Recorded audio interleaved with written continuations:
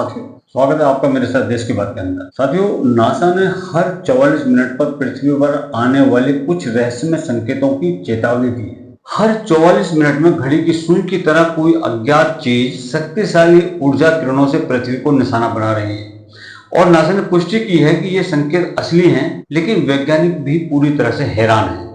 ये एक ऐसा अजीबोगरीब ब्रह्मांडीय रहस्य है जिसे सुनकर जो रोगन वैज्ञानिक का दिमाग भी सिद्धांतों से फट जाएगा। ये सुनने से एक आदर्श लय है, एक सुविचारित स्पंदन। हमें ब्रह्मांड से आधिकारिक तौर पर सूचना मिल गई है। ऑस्ट्रेलिया के सुदूर इलाकों में किसी भी शहर की रोशनी से दूर विशाल धातु की प्लेटें आकाश की तरफ तनी हुई हैं। वो एक विशाल दूरबीन सरणी का हिस्सा है जिसे Australian square kilometre array pathfinder या संक्षेप में अगर हम कहें तो ASCAP कहा जाता है। देखिए, उसका काम जो है वो है सिर्फ सुनना है। वो ब्रह्मांड की जो शांत और स्थिर फुसफुसाहट सुनते हैं। दूर के तारों और आकाश गंगाओं से आने वाली जो फुसफुसाहट है उसकी तलाश करते हैं। अधिकांशतः ये काम धीमा और स्थिर होता है, ब्रह्मांड का नक्शा बनाना और आकाश का नक्शा बनाना। लेकिन तभी अचानक सब कुछ सामान्य लग रहा था। उन्होंने कुछ सुना जिसने उन सभी को चौंका दिया और ध्यान देने पर मजबूर किया। यह ऊर्जा का एक ब्लास्ट था, आकाश के एक अंधेरे हिस्से से रेडियो तरंगों का अचानक स्पंदन। ऐसा कुछ हो सकता है ब्रह्मांड का शोरगुल वाली जगह, लेकिन असल में जो हो रहा था वो कहीं ज्यादा अजीब था। संकेत 2 मिनट तक रहा और फिर गायब हो गया। जो खगोलविद हैं उन्होंने इसको नोट कर लिया और देखते रहे और फिर ये फिर हुआ ठीक 44 मिनट के बाद, बिल्कुल सही समय पर अलार्म की घड़ी की तरह। ठीक उसी जगह से ऊर्जा का 1 और 2 मिनट का स्पंदन आया और उसके बाद फिर 44 मिनट बाद इसके बाद सब कुछ बदल गया। ये कोई बेतरतीब शोर नहीं था, ये एक पैटर्न था जो संकेत देता था। खगोलविदों को एक ब्रह्मांडीय प्रकाश स्तंभ मिला था। प्रकाश स्तंभ एक मीनार होती है जो प्रकाश की किरण भेजती है और जैसे जैसे ये घूमती है यह किरण समुद्र के पार से फैल जाती है। दूर किसी नाव से आपको निरंतर प्रकाश दिखाई नहीं देता।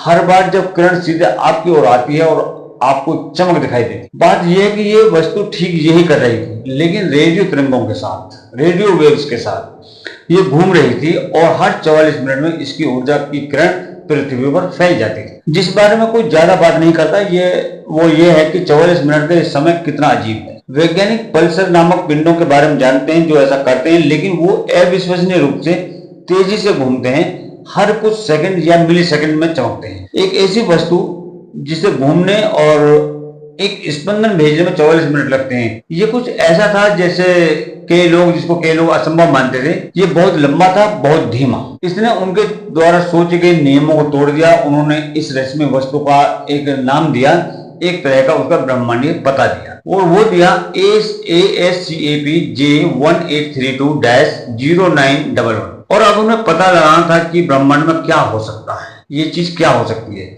जब आपको अंतरिक्ष में इतनी अजीब चीजें मिलती हैं तो सबसे पहले आपको ये सुनिश्चित करना होता है कि ये असली है या नकली। आपको ये सुनिश्चित करना होगा कि ये सिर्फ एक दूरबीन से कोई समस्या या पृथ्वी से किसी प्रकार का हस्तक्षेप तो नहीं है।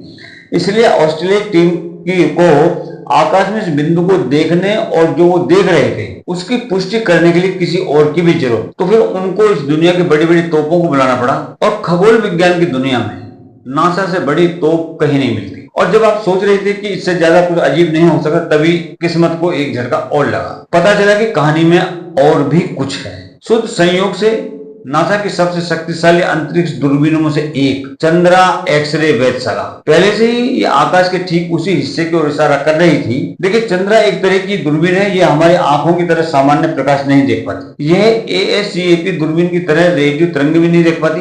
यह एक्सरे में प्रकाश के बहुत ही उच्च ऊर्जा रूप को देखती है। यह पृथ्वी के वायुमंडल से बहुत ऊपर कक्षा में तैर रही है, जिससे यह इन शक्तिशाली ब्रह्मांडीय घटनाओं को देख पाती है जो जमीन से दिखाई नहीं देती। तो ऑस्ट्रेलिया के जो खगोलविद थे उन्होंने चंद्रा द्वारा एकत्र किए गए डाटा की जांच की और आपको यकीन नहीं होगा कि उन्होंने क्या पाया। चंद्रा ने भी इसे देखा। ठीक उसी समय रेडियो तरंगें आ रही थी। चंद्रा ने उसी स्थान से एक्सरे का एक विस्फोट देखा।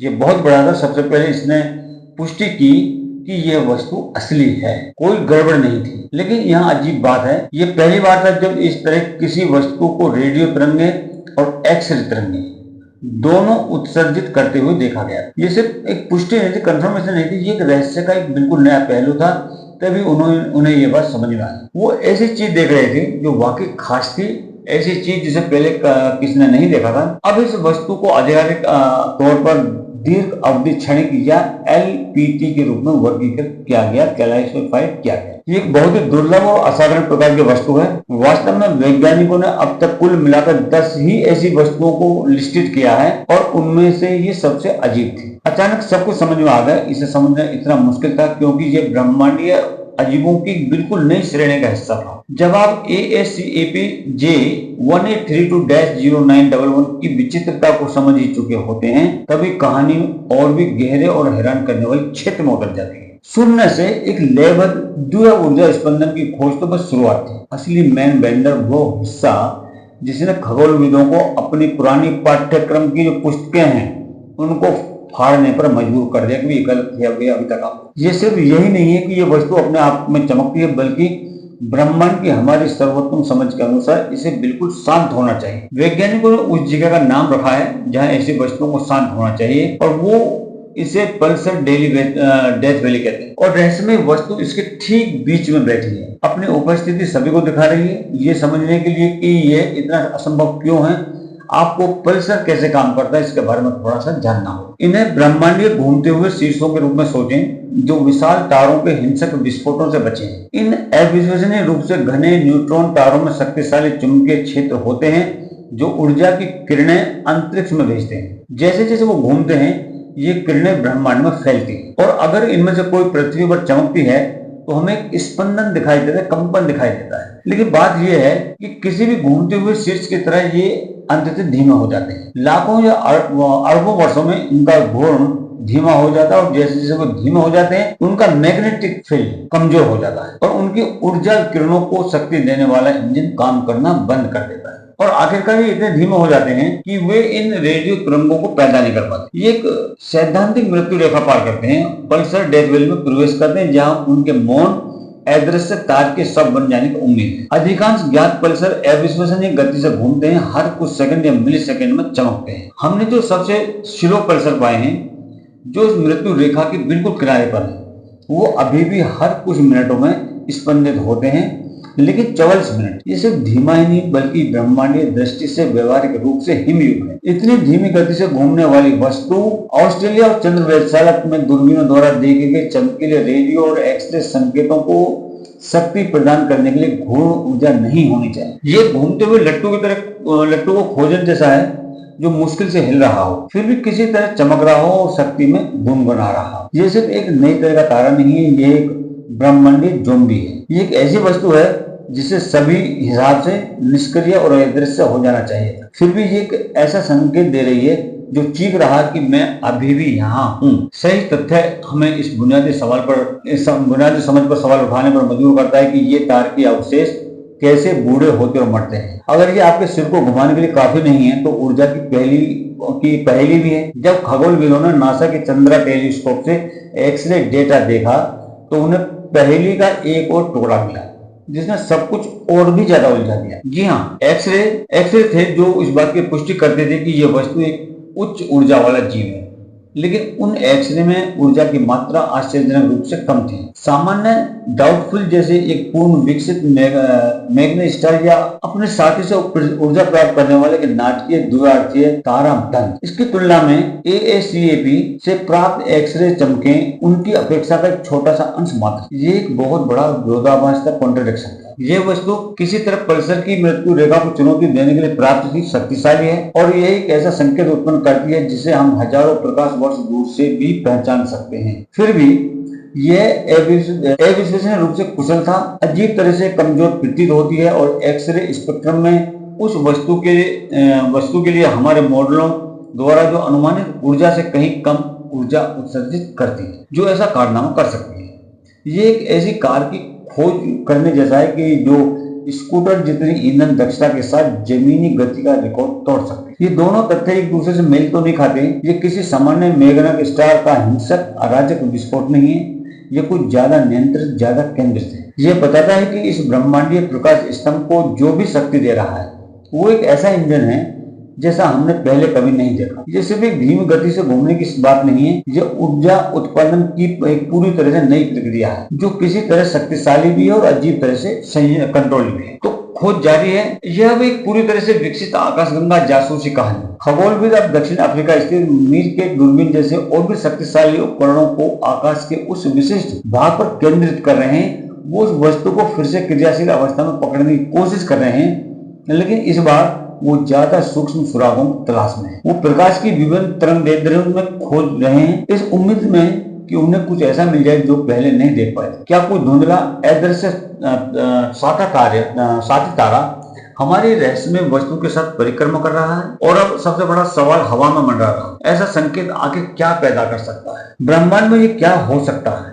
नासा द्वारा इस खोज की पुष्टि के साथ असली जासूसी का काम शुरू हुआ। दुनिया भर के वैज्ञानिक ASCAP J183209111 से आने वाले रहस्यमय संकेतों की व्याख्या करने के लिए नए विचार या सिद्धांत करने लगे। वास्तव में जो चल रहा था वो एक उन्मूलन प्रक्रिया थी जिसकी शुरुआत वो पहले से जानते थे। सबसे पहले उनके दिमाग में एक पल्सर का विचार आया, लेकिन ये ना भूलें कि ये स्पष्ट रूप से कोई सामान्य पल्सर नहीं था। एक सामान्य पल्सर किसी विशाल तारे के विस्फोट के बाद बचा हुआ केंद्रक होता है। इसे न्यूट्रॉन तारा कहते हैं और यह ब्रह्मांड की सबसे अजीब चीजों में से एक है। कल्पना कीजिए कि हमारे सूर्य से भी बड़े किसी तारे को तब तक कुचला जाए जब तक कि वो पूरी तरह से नष्ट ना हो जाए। एक शहर का जे ये इतना घना है कि इसका एक चम्मच अरबों टन वजन रहा। ये न्यूट्रॉन तारे अविश्वसनीय रूप से तेज घूमते हैं, कभी कभी प्रति सेकंड सैकड़ों बार, और अपने ध्रुवों से ऊर्जा की किरणें छोड़ते हैं। घूमते हुए ये किरणें अंतरिक्ष में किसी प्रकाश स्तंभ की तरफ फैलती हैं और हम उन्हें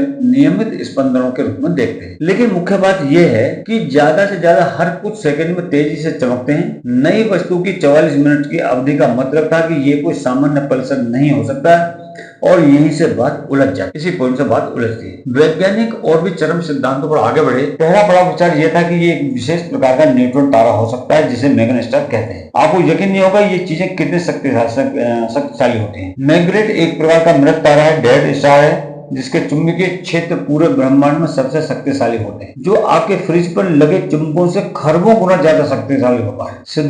सिद्धांत है यह अविश्वसनीय रूप से शक्तिशाली चुंबकीय क्षेत्र एक ब्रेक की तरह काम कर सकता है, जो लाखों वर्षों तक तारे के घूमने की गति को धीमा कर सकता है जब तक कि ये 44 मिनट जैसी लंबी अवधि तक नहीं पहुंच जाता। यह सिद्धांत आशाजनक था क्योंकि यह शक्तिशाली ऊर्जा विस्फोटों की व्याख्या कर सकता है, लेकिन एक समस्या है। मैग्ना स्टार सिद्धांत भी खगोलविदों द्वारा देखी जा रही स्थिति को पूरी तरह से स्पष्ट नहीं कर पाया। किसी मैग्ना स्टार को इतना धीमा होने के लिए उसे बहुत पुराना होना चाहिए होगा, और अगर इतना पुराना होगा तो शायद इसमें इतनी ऊर्जा नहीं बची होती कि वे जो चमकदार रेडियो तरंगें और एक्सरे खोज रहे थे उन्हें पैदा कर सके। एक अच्छा विचार था, लेकिन पहेली के टुकड़े आपस में नहीं जुड़ रहे थे, इसलिए वो अगले सिद्धांत पर। क्या होगा अगर ये तारा ना होकर एक तारा ना होकर दो? इस विचार में एक दूसरे की परिक्रमा करने वाले तारों का एक जोड़ा शामिल है जिसे बाइनरी सिस्टम कहा जाता है।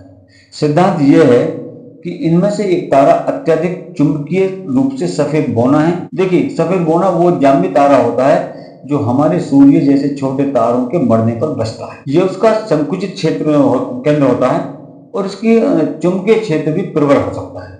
धारणा यह है कि ये श्वेत वामन अपने साथी तारे से पदार्थ चुरा रहा होगा और यह प्रक्रिया किसी तरह ऊर्जा के नियमित विस्फोट पैदा कर सकती। लेकिन फिर यह मॉडल पूरी तरह से कारगर नहीं हुई। 44 मिनट का समय अभी भी समझना बहुत मुश्किल था। वैज्ञानिकों के पास मौजूद सबसे बेहतरीन सिद्धांत भी इस रहस्य को पूरी तरह से नहीं समझा, और यही वजह है कि इस खोज के प्रमुख वैज्ञानिक एंडी वांग ने कहा कि यह एक बिल्कुल नई प्रकार की भौतिकी की तरफ इशारा कर सकता है। अब जो वैज्ञानिक भी डाउट में हैं और सबसे बेहतरीन सिद्धांत पे पूरी तरह से मेल नहीं खाते, तब चीजें वाकई इंटरेस्टिंग हो जाती और यहीं से शुद्ध अटकलों की दुनिया शुरू हो। यह एक ब्रह्मांडीय रहस्य है जिसमें पॉडकास्टर जो रोगन जैसे जो विचारक हैं वो गोता लगाना पसंद करते हैं और ऐसे बड़े क्या होगा अगर सवाल पूछते हैं जो स्वीकृत विज्ञान से परे है। क्या होगा अगर इसका स्पष्टीकरण सामान्य संदिग्धों में से एक ना हो? क्या होगा अगर ये वास्तव में कुछ अजीब हो? पहला और सबसे स्पष्ट सिद्धांत निश्चित रूप से